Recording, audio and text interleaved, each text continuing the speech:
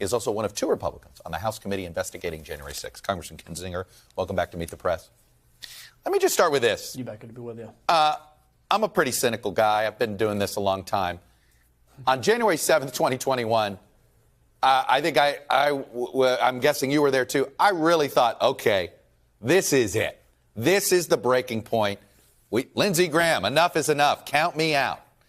That it all felt like a moment. How did a year later we go to a Republican Party that is more in the grips of Donald Trump than what it was on January 7th, 2021? I think we could probably spend a half hour on it. I'll give you kind of the most recent. So there's a lot of stuff that led up, but the most recent is January 7th. I'll tell you, within my Republican caucus, there was a lot of silence, a lot of discussion. Where do we go from here? This was wrong. And something happened 2 weeks later, which is Kevin McCarthy went to Mar-A-Lago. And it caught everybody off guard. They were shocked.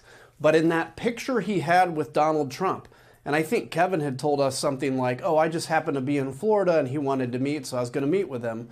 No, that was an intentional meeting. That took like these, the paddles that you see on the TV shows and resurrected Donald Trump back to life. And I think when history looks back, it'll be Kevin's meeting with Donald Trump, which actually made him as an immediate of a force as it was. He may have come back, but I think that was a very important meeting. Did Donald Trump reveal what the Republican Party is or change it? I think it's actually a little of both. So I think on the one hand, Donald Trump is a symptom of years and years of leaders, profit-driven radio shows, whatever, turning the base into this angry, fearful, victimized group of people. We're saying, look, you can never get a fair shot. As time goes by, you're going to lose more and more political power. Keep in mind, Republicans still won just about half of every races.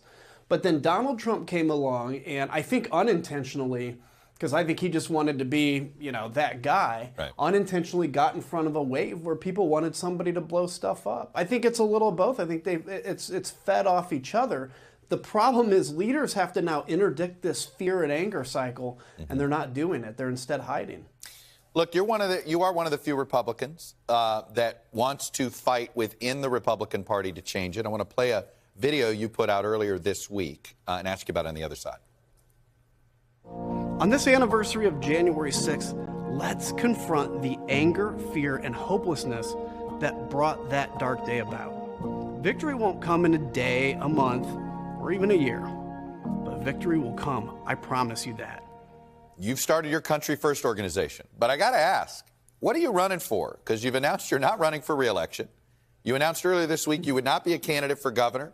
And I think there are Republicans who would like to see the Trumpist wing out of the party who want to see you run for something and combat this and push back. So what are you running for? Well, look, I think that was part of the battle is like, do you stay in the House? Do you deal with the everyday, the kind of stupid arguments we have that are the same and trying to get your 200 views on C-SPAN by arguing on the House floor? That's an important role. I've done it for 12 years after this, and I'm more passionate about the country. What is that role next in terms of running for anything? I don't know. But I know that this Country First movement, which, by the way, country1st.com, has blown up. I know that is a force of people that are angry, and I'm going to go with this. We're going to get involved in primaries. We're announcing a program at the end of January, and it's not even just about the Republican Party, though I think it's important. It's about just restoring our ability to talk to each other and calling out the abuse that is happening of our voters every time they get that email that says, send me $20. Right. Otherwise, XYZ, Pelosi's going to kill your family. That is abuse of our voters, and they need to hear it. The biggest problem you have, though, is the information echo chamber, if you will. You have sort of misinformation peddlers that, people say, you and the media need to stand up and tell the truth. Well, there's a good portion of us that do, but 30% of the country doesn't watch it. You've got an algorithm that Facebook is essentially mainlined this garbage into people's intellectual veins, if you will. How do you change that? You know, I wish I had the answer, because that is, especially in the last year, something that I've been even increasingly more concerned about. I always believed there would be enough crossover that truth would kind of prevail. Yeah.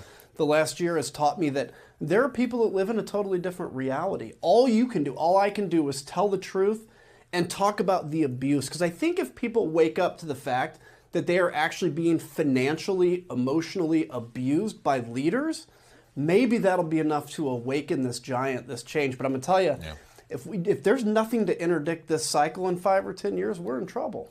Let me move to the January 6th committee, and I know you're always very hesitant to get in front of the chair and the vice chair, so I'll get that caveat out of the way. If you got no more information submitted to this committee right now, how much of the story do you think you have? I think a significant part. I think where we're at right now, we know a lot of the narrative. And as I've said, I think the most important thing is not even the day of January 6th, it's what led to it. We have a lot of what's out there in the public venue, what the president himself said, the fact that he was watching for 3 hours on TV, probably gleefully while this happened. So I think if everything shut down today, we'd be able to put out a powerful and substantive narrative. We still have more information, obviously, we want to get. All right, but let me try to give me one thing you don't have yet that you really think you need, you know, a witness or that you really, or you need to understand that would make this a stronger report. You know, I think the one thing that if I could wave a magic wand and have more information on, it would certainly be, what did the president know about January 6th leading up to January 6th? And I think that what's important is, it's the difference between, was the president absolutely incompetent or a coward on the 6th when he didn't do anything, or did he know what was coming? And I think that's a difference between incompetence with your oath and possibly criminal. That's where I want to get more information. We do have obviously some things leading up to that, but the more information we can get, obviously, the better. Adam Kinzinger, Republican from Illinois. I think the last time I had you on, I made mention that you represented a part of where my family grew up. Anyway, it's a wonderful part of the state. Thanks for coming on and sharing your perspective with us.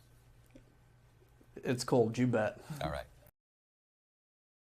Thanks for watching our YouTube channel. Follow today's top stories and breaking news by downloading the NBC News app.